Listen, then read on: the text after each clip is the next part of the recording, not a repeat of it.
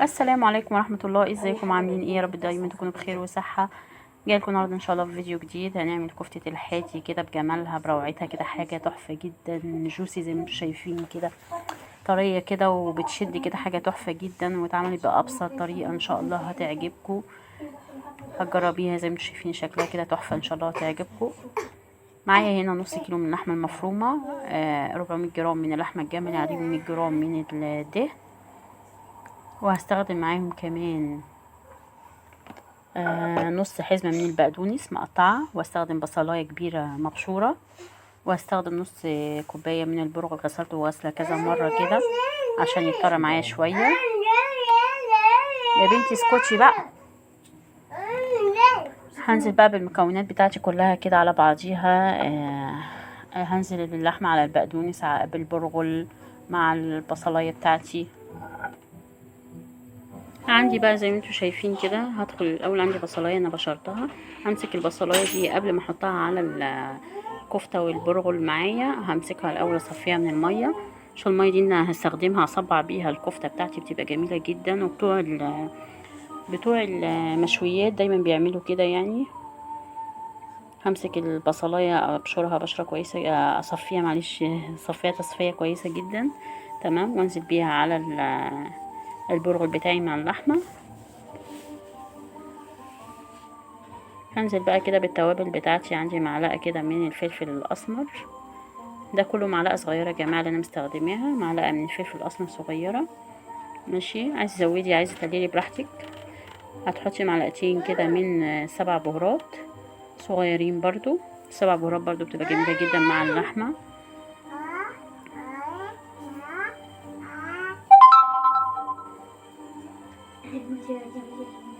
هنزل هنا كده بنص معلقه من الثوم البودر،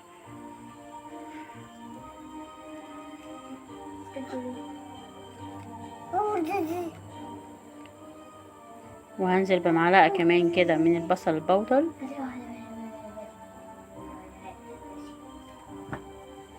كل التوابل دي بتنكه لي الكفته بتاعتك، بتنكهها كده وتبقى جميله جدا يعني. هنزل كمان بجوز الطيب، ما كنتش محضراها، فعقبال ما بجيبها بس هبتدي ابشرها كده. انا عندي جوز الطيب اللي هي السليمه، ما بجيبش اللي هي اللي هي المطحونه دي سليمه، وانا بمسكها ابشرها زي ما انتم شايفين كده بالسكينه. هتبشر يعني هتاخدي ربع معلقه يعني، مش هتكتري منها، برضو بتدي نكهه حلوه برضو مع اللحمه المفرومه بتاعتك.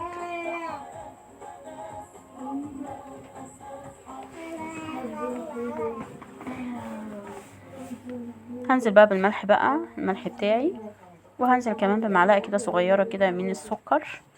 السكر انتوا عارفين هو بيساعد على التسويه، وهيديها برضو طعم حلو برضو، وهيساعد على التسويه معايا. دخلي بقى مكوناتي كلها مع بعضيها، وتنزلي معاهم كمان بمعلقه من البقسماط المطحون، وابتدي بقى دخلي كل المكونات بتاعتي كلها كده ببعضيها. ده البقسماط المطحون، انا حطيت كده معلقه، وحطيت كمان نص معلقه، هي مش متصوره فانا حطيت نص معلقه كمان من البيكنج باودر، تمام كده. دي كل المقادير اللي انا بستخدمها.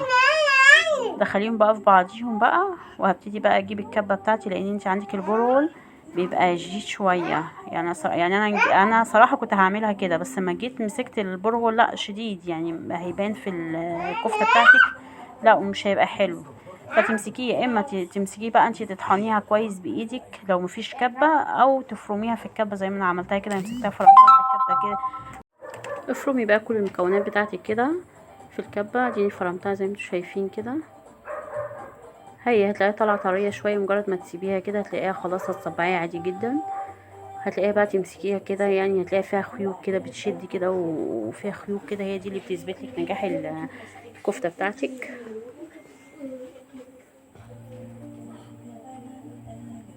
انا هنا بدخلها ببعضيها، لان انا عملتها على مرحلتين يعني، قسمت الكفته نصين وطحنتها مرتين، فبدخلهم في بعضيهم. ودي زي ما انتم شايفين كده، بصوا بتشد ازاي، فيها خيوط عامله ازاي كده، دي هو دي بتثبت لك نجاح الكفته بتاعتك. هبتدي بقى كده اصبح، خلاص كده انا خلصتها تمام كده، مش محتاجه حاجه تاني. هبتدي بقى اصبحها زي ما انتم شايفين كده. هصبحها طبعا بميه البصل، لو تحطي ايدك الاول في ميه البصل وتبتدي تصبعي الكفته بتاعتك. صبعي بقى زي ما انت عايزه باي طريقه. انا بالنسبه لي اللي عملتها صوابع كده، عملتها صوابع صغيره.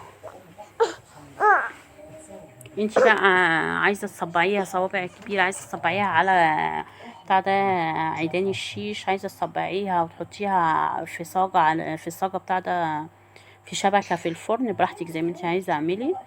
انا بالنسبه لي انا بصبعتها وحطيتها على النار على طول، برضو بتبقى جميله جدا كده وبتستوي بتبقى تحفه. صبعي بقى انت بقى الكفته بتاعتك براحتك، وابتدي بقى ايه وسويها بقى. انا دلوقتي حطيتها على النار، وشويه الميه البصل اتبقوا مني انا حطيتهم على الكفته كده كمان، رشيتهم كده في الصينيه بتاعتي تمام كده، وحطيت لها كده معلقتين كمان من الزيت. ماشي، معلقه يعني معلقه واحده بس من الزيت، لان هي اصلا كمان هتنزل عندي نسبه دهون، هي طبعا دهونها مش كتيره قوي بس هي كده هتنزل عندي برضو نسبه بسيطه. واديكوا شايفين زي ما انتوا شايفين كده، انا كده سويتها خلاص، واديتها كمان رشه الفحم، لو بتولعي فحمايه وتحطيها في فويل كده وشويه زيت عليها كده وتغطي، تاخد ريحه الفحم بتاعك جميله جدا، حاجه تحفه هتعجبكم، جربوها ان شاء الله. ما تنسونيش في اللايك والاشتراك وتفعيل الجرس.